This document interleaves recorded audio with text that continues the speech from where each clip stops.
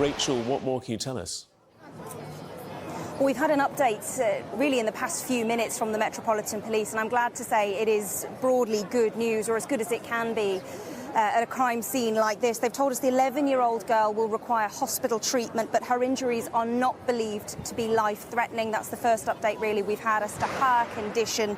And the second victim, who we know was a 34-year-old woman, they're saying suffered more minor injuries. So that is obviously a positive development coming from the Metropolitan Police. And they've also told us, again, just in the last few moments, that what happened here earlier this morning is not believed at this stage to be terror-related. But that doesn't take away from the very real sense of terror and horror that would have been felt in one of the busiest parts of central London on, of course, one of the hottest days of the year. This area packed with tourists. It still is around me here. You'll be able to see many hundreds of people filling Leicester Square.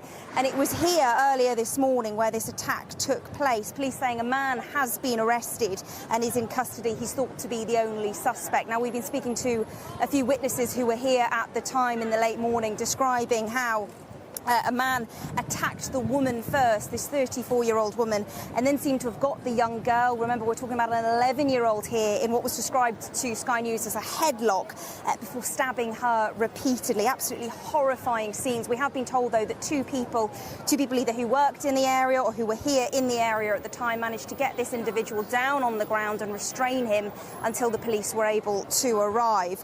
The square, we know, in the surrounding area, 2.5 million visitors every single week. This is the area where we've got shops. We're in the heart of Soho, Theatreland. So this is a really popular area. We don't know any more about this 11-year-old girl or the 34-year-old woman.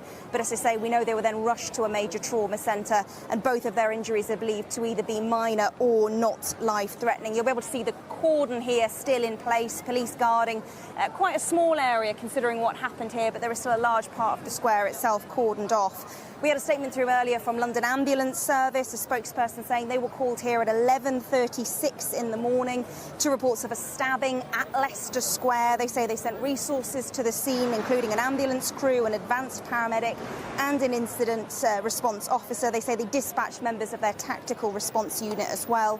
They treated a child and an adult at the scene and then took them to a major trauma centre. And as I've said already, one man has been arrested. Police saying they believe he is the only suspect they're looking for at the moment. And crucially, this is not currently thought to be terror-related.